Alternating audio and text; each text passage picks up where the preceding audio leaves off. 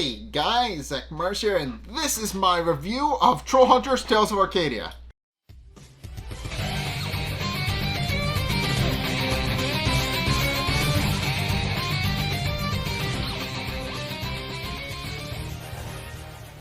Okay, so in this episode, the group goes on their quest for the second of the Triumbric Stones, and it doesn't go exactly as planned, but also is a bit of an interesting story regardless. And also we find out a little bit more about some of the conflict that's coming up, which we'll get to that, and also we learn a little bit more about what Anger Rot actually did to Jim. So we'll get to that. But in case the episode does open up with Toby trying to unsuccessfully flirt with Mary Wang, and he very much tries to ask her out and tries to ask her to go to the spring fling with him, and she responds that she'd rather choke on her own vomit, and then proceeds to leave, which of course Toby does takes in stride and then just keeps going. Meanwhile, it's very Claire and Jim have a very awkward moment in outside where their lockers are, and of course it's very obvious that they like each other at this point, but are having a difficult time, actually, with Jim. The big threat of this is that Jim is trying to ask her out for the spring fling, but he's not doing a very good job of it. So yeah, it's obviously a very socially awkward situation. But in any case, this is this point where Toby walks up to Jim and then proceeds to tell Jim that he has successfully asked out every single girl in school to try and get them to go with him to the spring fling. And every single and of course Jim is unsurprisingly confused because he thinks that everybody said no, but of course Toby then proceeds to list that they didn't say no per se, but they did list several other reasons as to why not, so which he all took as a couple of different things, and they're all hilarious as to how they work. But of course Jim does note that, but of course Toby also then takes the opportunity to note that Jim is obviously having difficulty talking to Claire and asking her out, and obviously points out that he's kind of wussing out a little bit, which of course he points out it's not wussing out, but it's at this point where Blinky then proceeds to walk up to him and tells him that he is in fact wussing out, and of course Jim is confused as to why Blinky is there at the school and that's what he's doing there, but of course it's at this point where Blinky reveals that actually he was just in the library this whole time, and reveals that he had been trying to research the strange mark that Anger Rot drew on Jim's face, and trying to figure out what exactly it is and how it works. And of course, when he realized that all of his archives in Arcadia didn't quite work, and all of his resources in Troll Market didn't quite help him out. So he decided to go off to Arcadia High School and decides to to look up there. And what he found out was that literally the only thing about what he's actually found out is that Jim has developed a reputation for quote unquote wussing out, and he does proceed to point out that obviously that's become the whole talk of the school. But of course, once Jim is just annoyed that Blinky now knows all of that, but is at this point where Toby then proceeds to spy the mole mascot again, and proceeds to go and get ready to point out that he realized he didn't quite ask out every girl, and then proceeds to go and make his move. And of course Blinky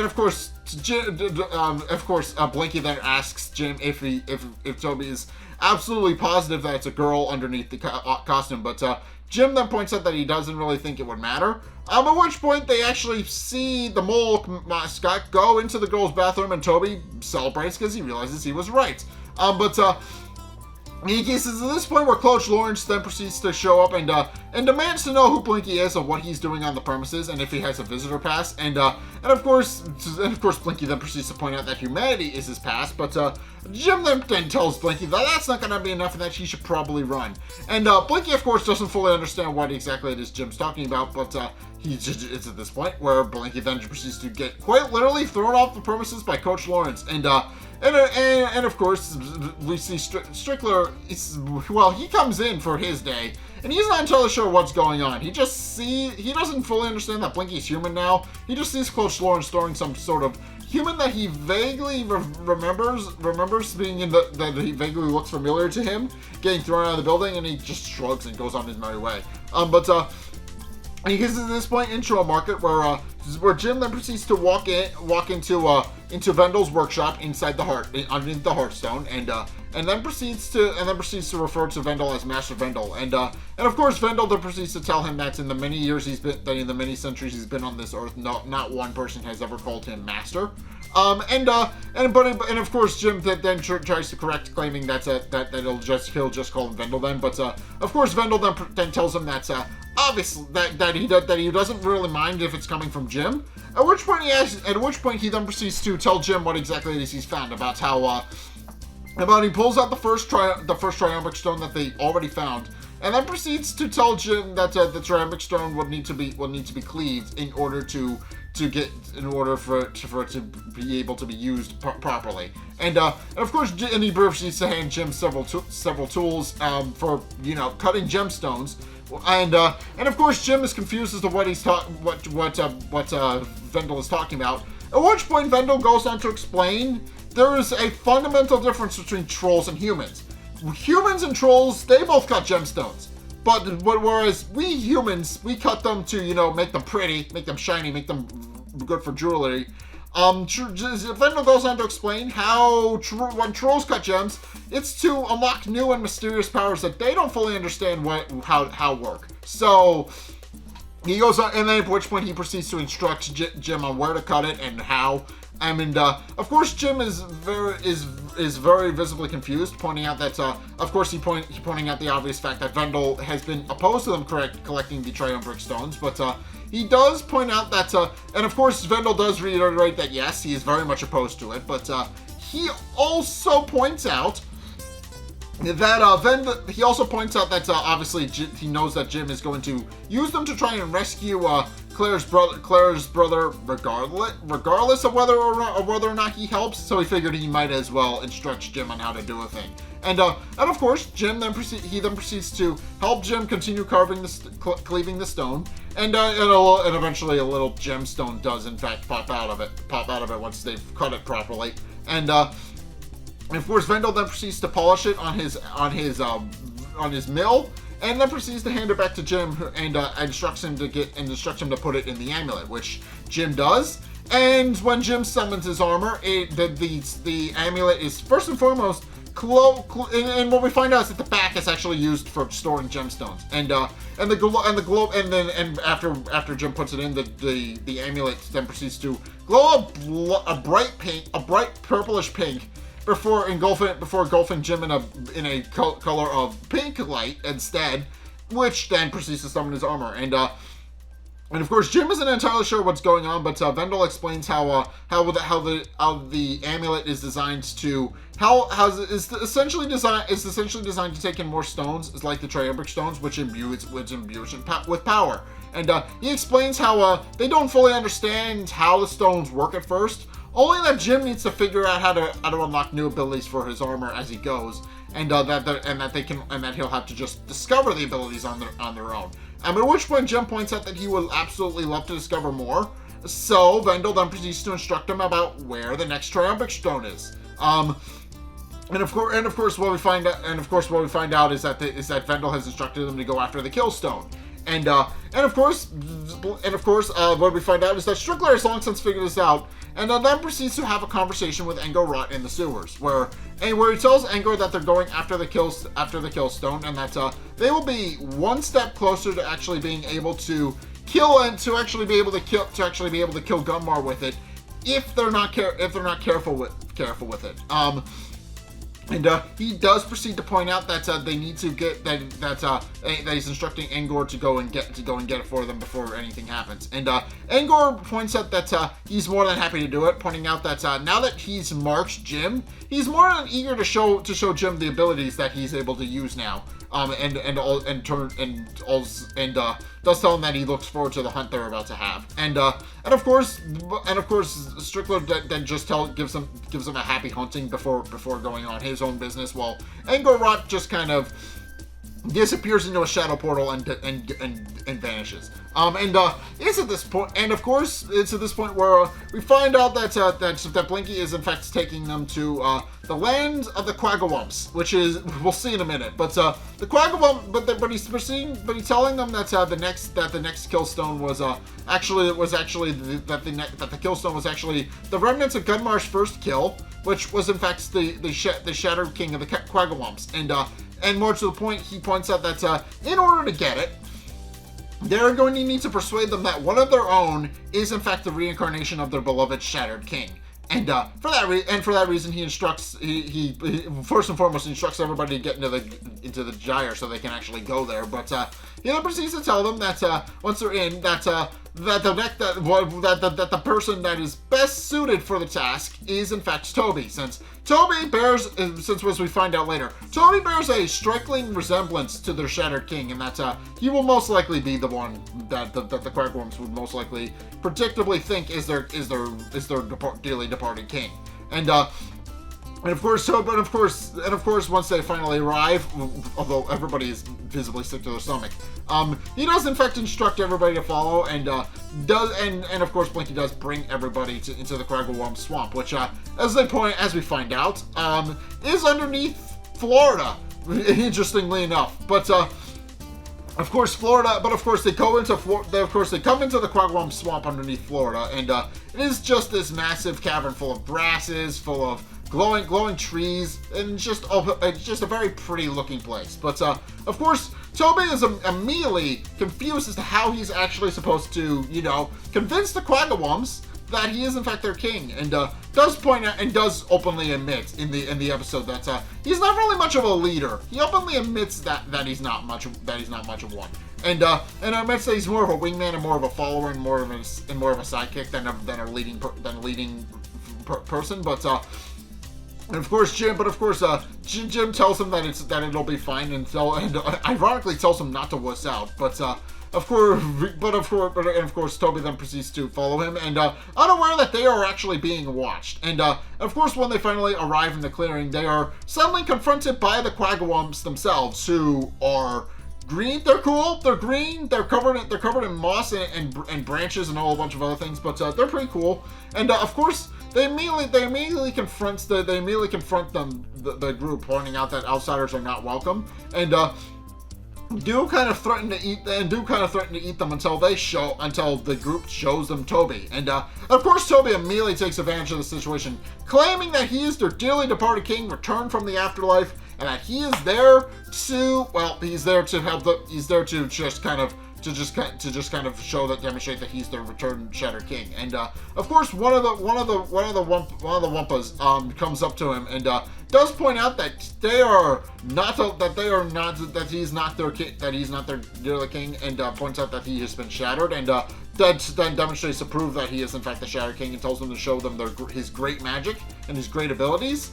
And of course, Toby, being an amateur magician, is able to do exactly that, and of course Toby is initially very nervous, but then he does the whole pull off your finger trick that everybody knows how to do, and that winds up being enough to convince the Quagawumps that he is in fact their Shattered King, and they then proceed to pick them up on their shoulders, and then proceed to carry him into the former throne room of their Shattered King. And of course, Toby and Claire are visibly Jim and Claire are visibly shocked about how great of a resemblance it is. Because the thing about the Shattered King is that his statue is just at the base of what his throne is at the base of what is now a statue made in his honor. And They are, of course, visibly confused, and of course, Toby, of course, points out that there's no real resemblance between any of them, and he then proceeds to, and then they proceed to also put him on the throne, and does proceed to, you know, kind of to just kind of demonstrate that, to just kind of fawn over him and point out that he is in fact their dearly departed king, and do point out how handsome he is, how great his silver braces he is, and of course Toby just remarks that he tells all the girls at school that, but they don't listen to him, and of course when the Quagwumps hear that, they immediately want to kill anybody who's dared tell everybody that their beloved king is in fact handsome, and they want to kill anybody who says he isn't. But Toby thankfully dissuades them from doing that, pointing out that it's not a big deal, but he does appreciate the sentiment nonetheless. But in case they then proceed to bring him to his throne, and of course they do proceed to ask him why he's suddenly and miraculously returned. And of course Toby is a little confused as to how he's actually supposed to do that, but he does kind of start vamping and does start taking advantage of the situation. So he proceeds to tell them several heroic war stories about his life in Arcadia Oaks. That is essentially what he does to win their impressionable mind, to get them to like him and be impressed by him. He just tells them a bunch of somewhat made up stories based on his own life, which is funny. And in the process, the rest of the group just kind of falls asleep listening to his stories. But and of course they proceed to, and of course as Toby is finishing up his stories, one of the Wumpas does point out that now that he's back, he can help them slay Blungo, and of course Toby is confused as to who exactly they're talking about. But of course he points out that after the Shadow King was destroyed, Blungo was the king that took control over the Wumpas afterwards, and he is a quote unquote pretend king. He is not the real beloved king. He's just a pretender that most people have decided to follow. So and of course they do proceed to point out that obviously he'll be more than happy to quote unquote fight him when the time comes. Of course, before that, they start feasting and start celebrating in celebration of their king coming back. And of course, Claire and Blinky wonder what exactly it is they're having, and they point out that a quote unquote outsider came into their midst, and that they're going to eat its heart. So they just, which is kind of gross, but of course what we find out is that it's gross little maggot things and a bunch of swamp maggots and a couple of other things, and also flamingo, because they're in Florida, which it's funny, but it makes sense. But still, they caught a wild flamingo in it and decided to eat it. And Toby is a little concerned at first because he's not entirely sure what it is. And he thinks it's human at first, but then he finds out it's just flamingo. It's fine, but which is still gross. You know, you shouldn't eat flamingos, but is funny, I guess. But in any case, obviously, Blinky is very enthusiastically eating all the food. Claire and Toby are obviously very visibly Claire and Jim are obviously very visibly concerned over the fact that it's gross, and Jim even passes out while eating, which is gross, which is fun. But of course, it's of course at this point where Blinky does walk up to Toby and points out that he should really be asking about the Triumbric Stone and figuring out where its whereabouts are. And of course, Toby points out that he'll kind of get to it in a minute, pointing out that obviously he doesn't want to just kind of show up, steal their precious artifacts thing that they have, and then dip. He points out that that's not a cool move. So he points out that they're just going to ride it out for the time being. Where the stone is as well in this point, but and of course during this time. But in case this is also this point where Jim does in fact decide after a bit of festivities and partying that they should probably ask about the Triumbric Stone again. So he walks up to Toby, who by this point the power is kind of somewhat gone to his head at this point, I should mention. And so Jim asks Toby when he's going to actually ask about the Triumbric Stone and where it is. And of course Toby points out once again that they need to just write it out. He's not going to just immediately ask, but he also decides to take advantage of the situation by, persuading Jim to do it by persuading Jim to do a thing. What he does is he makes a bargain with Jim. He'll ask about where the Triumbric Stone is, and in return, Jim asks Claire out to the dance, and of course, Jim decides that he can do that. So he then proceeds to ask Toby to ask. But it's at this point where the Quagworms reveal that they actually want to learn about the great music that Toby has brought back with him. And Toby immediately looks over to Jim and asks him if he knows. But Jim, of course, just shrugs his shoulders and points out that he's not entirely sure how to help. But so Toby once again decides to vamp a little bit.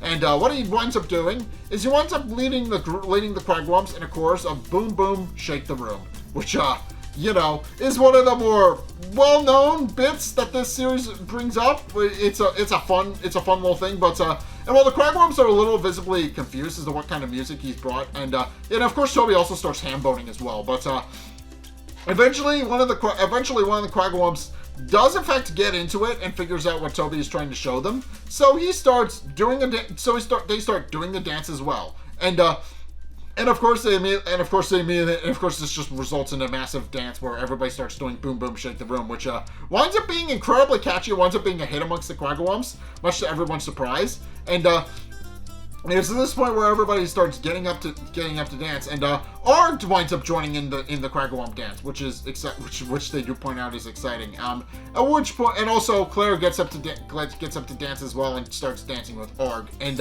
it's at this point where obviously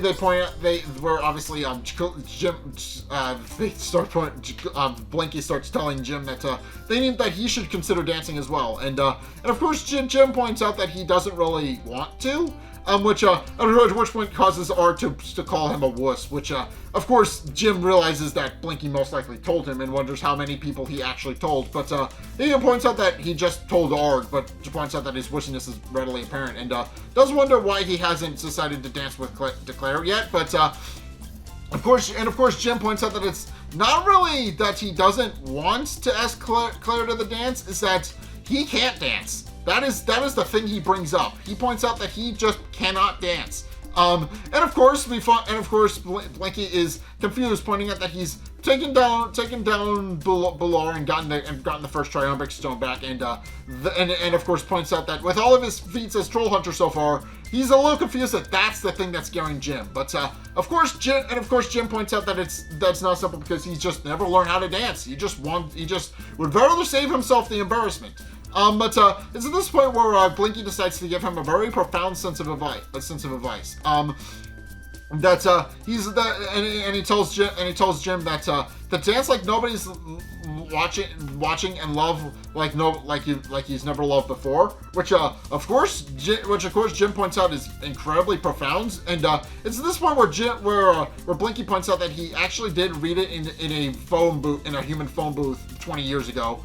Which surprises Jim that he found it from a human of all things, and he does proceed to tell Jim that it has always stuck with him, and that is always solid advice that he likes passing along. So, at which point he then proceeds to tell Jim that he notices that in the many years that he's been on this earth, he's noticed that there are two things that set males apart from females. That the women of the human species dance while the males merely move and sway. And then he proceeds to instruct Jim to go out there and give it his best shot. And of course Jim, taking Blinky's advice to heart, proceeds to get up and go dance with Claire. And what we quickly find out is that yes, he can in fact not dance. So yeah, it is a very obvious. It's just very cringy, but it is very obvious that Jim was in fact right. He can't dance. But of course he does give Blinky a thumbs up at one point as well, and Blinky gives him a thumbs up back, pointing out that he's just, he's taking the advice to heart, but that doesn't mean he can't dance, and it's not just awkward to watch. But of course they all celebrate. They're all happy, and everybody's happy and celebrating. And it's of course at this point where Claire then proceeds to ask Jim if he would like to go to the spring fling. And he does point out that it might be nice, but then realizes that Claire is actually asking him to go with. he points at, and he's surprised that she asked him, but she points out that she was waiting for him to ask her, but points out that by the time he actually got around to it, they might be graduating college. So she points out she better shoot her shot now or forever hold her peace. And of course, Claire then proceeds to tell Claire that yes, that is exactly what he wants. He wants to go. He does in fact want to go with her. And it's at this point where he then proceeds to go and lean in for a kiss.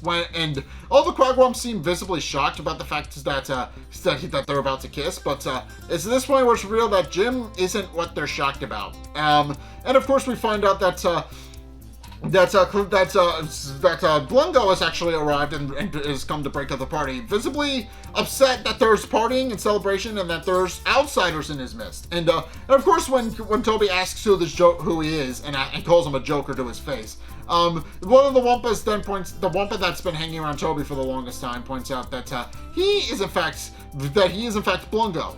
And of course, Toby quickly realizes that that's a problem. And the other Quagwumps proceed to tell Blungo that he is the Shattered King come back to life. And of course, Blungo reiterate, and we find out that Blungo can't speak very good, but he does pick up Toby, tells him that the king has been, well, quote unquote, as he puts it, shattered.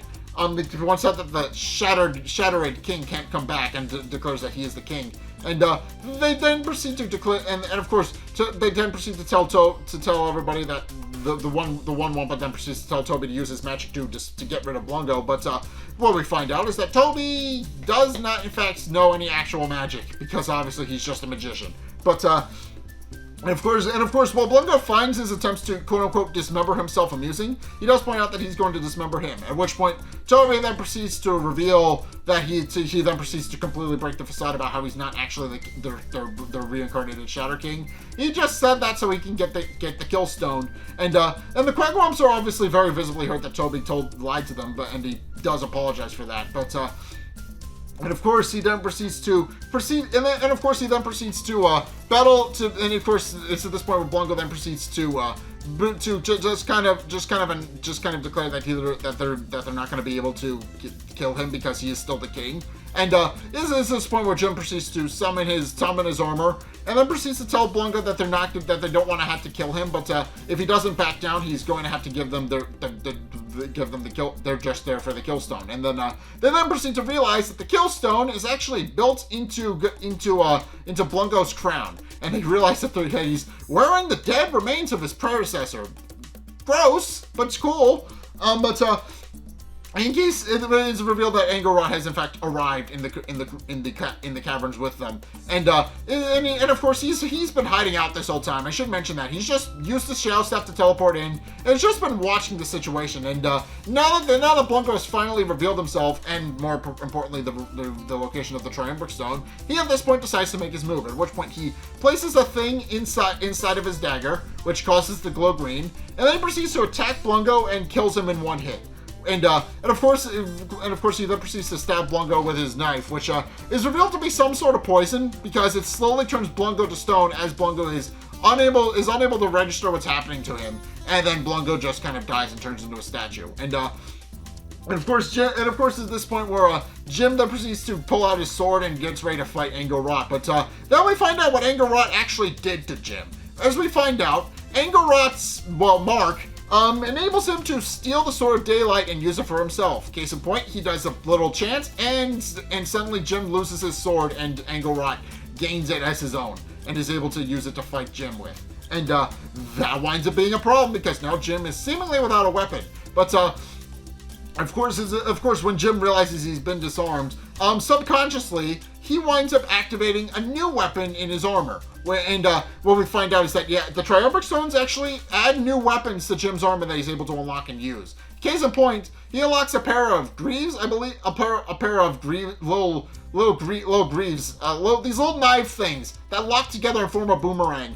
And Jim quickly, everybody is surprised that Jim has this new ability now with Blinket just pointing out that Jim seemingly just unlocked a new ability by adding the first Triumbric Stone to his armor. And what we find out is that obviously what we find out is that Angorot can't actually steal those abilities. Any new additional abilities outside the sword are just Jim's to have. So, at which point Jim then proceeds to figure out how his boomerang works. And he proceeds to throw it at Angorot, and he misses horribly, but in the process he shatters Blungo's stonified remains, and is able to expertly weave it between all of his friends, and he's able to catch it again. And he quickly realizes, and Claire just compliments Jim on his ability to pick up on how to use it so quickly. And of course, at this point, where with that, Jim and Angorot then proceed to get into a fight, as well as Ark, who gets involved as well and helps Jim out and helps him face up against Angorot, since obviously Jim is outmatched, is kind of working on a handicap, because as we quickly find out, Jim's knives, they don't really help him. They don't really help him with a long range attack. So Angor has kind of the advantage on him. So Ark is of course forced to help. But during the fight, there's this point where Blink3 points out that Angor's blade is covered in Creeper Sun poison, which as we find out, turns anything that it hits to stone. It is just one. It's just one of those things, which explains how he killed Blungo in one hit. And of course, when Arg and Jim quickly realize that they're going to be outmatched, they immediately start ducking and weaving away from Angorot, who is jumping around on all the stone trees and turning each one to stone to just kind of reduce the amount of footholds that Jim has to walk on while they fight. And of course, one of them almost hits the Wumpa that Toby befriended, and he then proceeds to pull her to safety, of course Toby points out that he's sorry for lying to her, and that of course the Wumpa lady then proceeds to tell him that he's going to he's just happy to actually assist him and follow him, and of course Toby points out that he's not her king, but she points out that he's her king. Which at which point he then proceeds to lead the group.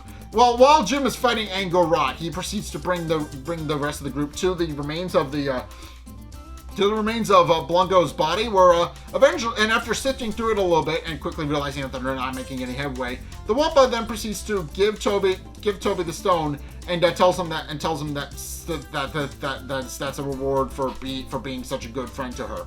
And of course Toby then proceeds to confidently hoist up the stone, and rather arrogantly, I should mention, he arrogantly holds the stone up over his head and declares that he found it. At which point Angorot immediately uses his Shadow Staff to teleport behind Toby, kicks him, and takes the Triumbric Stone away from him.